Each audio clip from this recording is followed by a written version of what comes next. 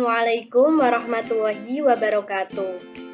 Perkenalkan, nama saya Mega Audina Irawan, NIM 19109101005. Saya berasal dari kelas Tadris Ilmu Pengetahuan Sosial C semester 4. Nah, pada kesempatan kali ini saya akan membuat video pembelajaran mengenai pelaku ekonomi kelas 8 Ilmu Pengetahuan Sosial semester genap.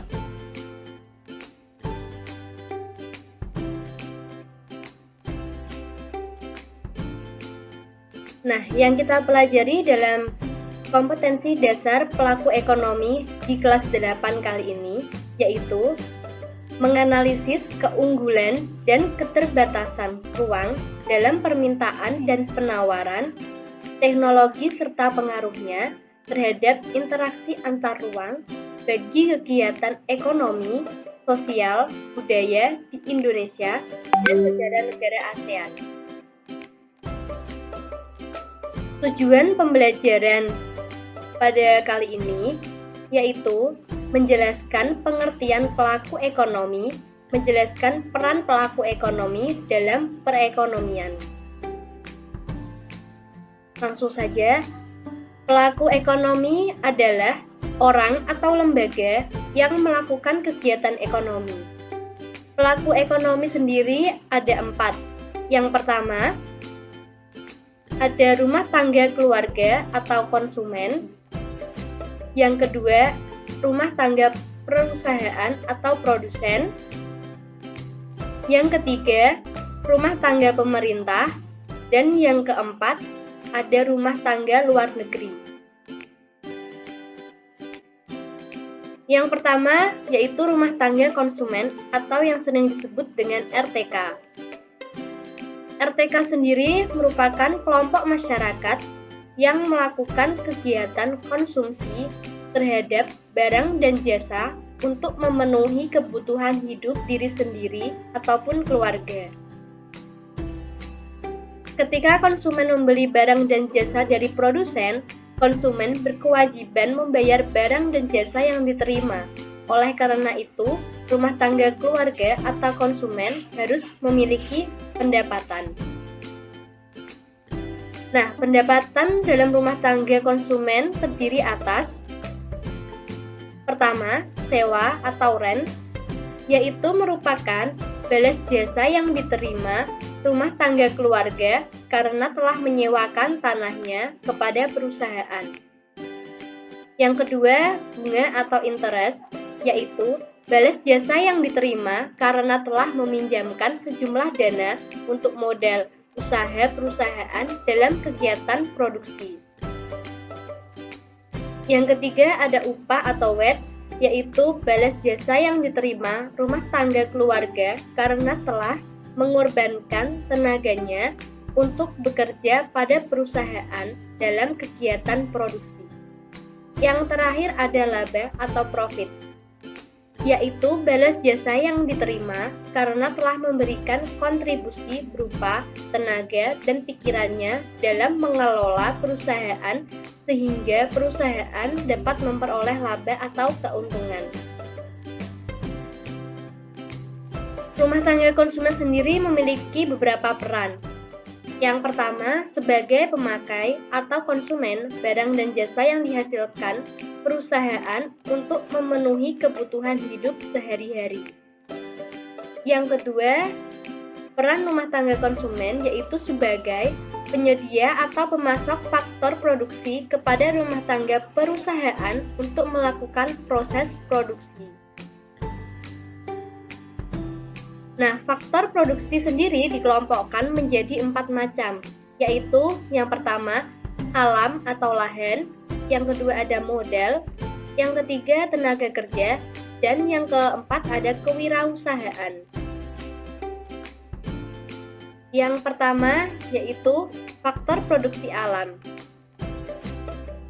Segala sesuatu yang disediakan oleh alam untuk digunakan sebagai faktor pendukung produksi barang dan jasa. Yang kedua ada faktor produksi modal. yaitu barang modal dan uang. Barang modal dapat berupa mesin, gedung, serta alat-alat yang digunakan untuk kepentingan dalam berproduksi. Yang ketiga ada faktor produksi tenaga kerja, yaitu faktor produksi yang berupa tenaga kerja manusia. Dan yang terakhir ada faktor produksi kewirausahaan. Nah, faktor produksi kewirausahaan yaitu suatu kemampuan mengatur, mengorganisasikan, serta dapat mengambil resiko dalam menjalankan suatu usaha. Yang kedua ada rumah tangga perusahaan atau rumah tangga produsen yang sering disebut dengan RTP. Rumah tangga perusahaan atau produsen merupakan pelaku ekonomi yang berperan sebagai penyedia barang dan jasa bagi konsumen. Jadi, rumah tangga produsen itu memproduksi semua barang dan jasa yang akan diantarkan kepada konsumennya. Peran rumah tangga produsen sendiri ada memproduksi barang atau jasa yang dihasilkan suatu perusahaan yang kemudian ditawarkan kepada konsumen atau pembeli. Pengguna faktor produksi sendiri merupakan rumah tangga perusahaan yang menggunakan faktor-faktor produksi yang disediakan rumah tangga konsumen. Atas penggunaan faktor produksi tersebut, rumah tangga perusahaan memberikan balas jasa berupa sewa, bunga, dan bagian dari keuntungan yang diperoleh rumah tangga perusahaan. Yang selanjutnya ada gambar pasar faktor produksi, pasar barang. Yang digunakan adalah pasar output. Jika diamati, dua garis panah bagian atas menjelaskan hubungan rumah tangga produsen atau RTP dengan rumah tangga konsumen atau RTK di pasar output atau pasar barang. RTP sendiri memberikan barang atau jasa pada konsumen. Kemudian, sebagai imbalannya, RTK memberikan sejumlah uang kepada RTP, dan dua garis panah di bagian bawah dapat menunjukkan hubungan RTP dan RTK di pasar faktor produksi. RTK berperan sebagai penyedia faktor produksi, sedangkan RTP berperan sebagai pengguna faktor produksi. RTP memberikan imbalan atas faktor produksi yang diberikan oleh RTK.